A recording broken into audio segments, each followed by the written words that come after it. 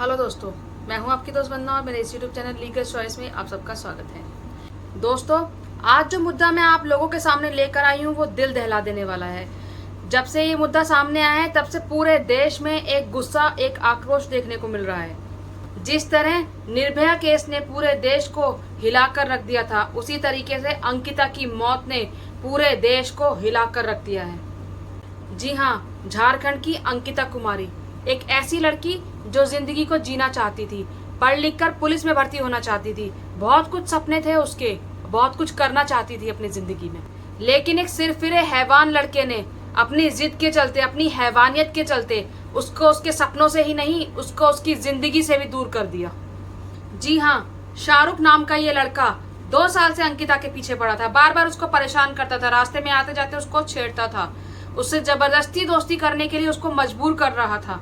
लेकिन अंकिता इसको इग्नोर करती रही, हमेशा इसको मना करती रही, वो नहीं चाहती थी इससे दोस्ती करना। लेकिन जब अंकिता इसको दोस्ती करने के लिए मना करती थी तो ये उसे जान से मारने की धमकी भी दे दिया करता था। ये सब अंकिता के पिता को भी पता था। उन्होंने कई बार इसको समझाने की कोशिश की और एक बार तो वो पुलिस में भी जाने के लिए तैयार हो गए थे, लेकिन तब शाहरुख के बड़े भाई ने उनको रोक लिया और बात वहीं संभाल ली।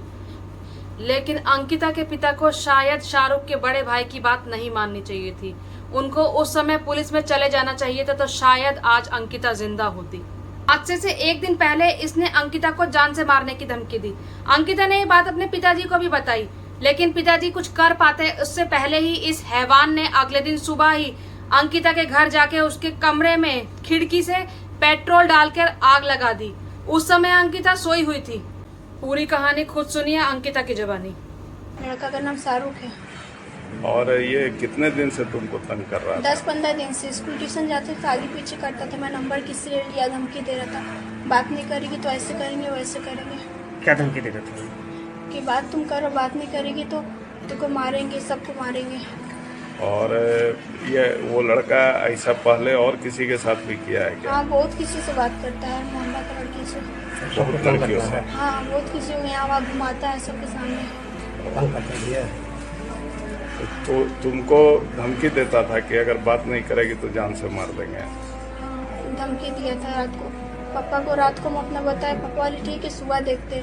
सुबह हुआ भी नहीं, 4 बजे सुबह ऐसे करके वो चलेगी। 10 दिन पहले हमको फ़ोन किया, उसको परेशान कर रहा था, तो अपने पापा को बोले, तो पापा उसके बड़े वाले भाई से बात किए। तो पापा क्या, उसके बड़े वाले भाई बोला क्या तू अपने बदमाश से सच्चा हम तो मारती ही है, ऐसा बोला। फिर हमको धमकी दिया परसों रात को फ़ोन करके 8 बजे कि तुमको मारेंगे हम घर में अपने पापा को 10 बजे रात को आए, पापा को बोले, पापा ने ठीक है सुबह होगा तो देखते हैं। और सुबह 4 बजे आके खिड़की से पेट्रोल फेंक के और आग जला के भाग गया।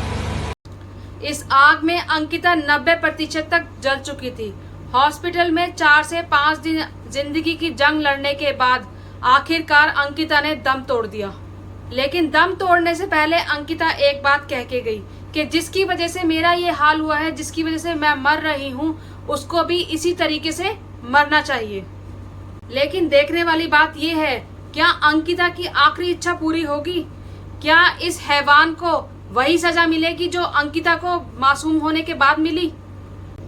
क्या झारखंड सरकार इस बेटी को इंसाफ दिला पाएगी?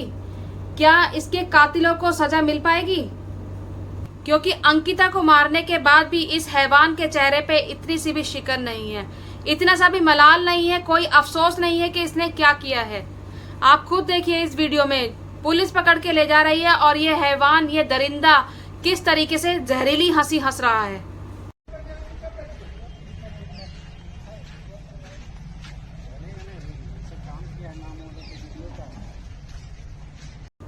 ऐसी हंसी के 2 ही कारण हो सकते हैं। पहला, या तो इस व्यक्ति के दिमाग में कोई कमी है। दूसरा, कि इस व्यक्ति को पूरा विश्वास है कि कुछ दिनों में ये जेल से छूट जाएगा। खैर, इसके साथ जो भी होगा वो तो समय के साथ पता चल ही जाएगा। लेकिन यहाँ सवाल ये उठता है कि क्या हमारी बेटियों के साथ यही सब होता रहेगा? कब तक हमारे देश की बेटियों को ये सब सहन करना पड़ेगा? कब उनको सुरक्षा मिलेगी? कब वो अपने आप को सुरक्षित महसूस करेंगी? कब देश में ऐसा कानून लाया जाएगा जिसके डर से कोई व्यक्ति ऐसा काम करने से पहले 1000 बार सोचे? कब बेटी पढ़ाओ बेटी बचाओ को रियल लाइफ में इम्प्लीमेंट किया जाएगा? इन सब सवालों के जवाब कौन देगा? किसके पास जाएं इन सब सवालों के जवाब के लिए? हर दिन ऐसी कोई ना कोई घटना महिला सुरक्षा के ऊपर एक सवालिया निशान लगाती है। कब सरकारें महिला सुरक्षा के ऊपर काम करेंगी? ऐसी घटनाओं के ऊपर पूरे देश को मिलकर न्याय के लिए आवाज उठानी चाहिए। लेकिन बड़े ही दुर्भाग्य की बात है कि ऐसी घटनाओं पर भी लोग हिंदू मुस्लिम करने में लगे हैं। कोई इसे लव जिहाद का नाम दे रहा है, कोई इसे हिंदू मुस्लिम का एंगल देने की कोशिश कर रहा है, और इन सब में सबसे आगे है गोदी मीडिया। जी हाँ, टीवी के नेशनल न्यूज चैनल्स, जो हर बार हिंदू मुस्लिम करके देश में नफरत का माहौल पैदा करने की कोशिश करते हैं। जब हम देश की बेटी की बात करते हैं तो हम उसमें हर बेटी को गिनते हैं, चाहे वो किसी की भी बेटी हो, चाहे वो बिल्किस बानो हो या फिर वो अंकिता हो, चाहे वो किसी भी धर्म की हो, वो सिर्फ देश की बेटी होती है। इसी तरीके से किसी भी अपराधी का कोई धर्म नहीं होता, चाहे वो किसी भी धर्म का हो, अपराधी अपराधी होता है। किसी भी घटना को लेकर हिंदू मुस्लिम करना या फिर हिंदू मुस्लिम का एंगल बीच में लेकर आना देश के लिए घातक है। इसलिए जरूरी ये होना चाहिए कि जो अपराधी है उसको उसके किए की सजा मिले।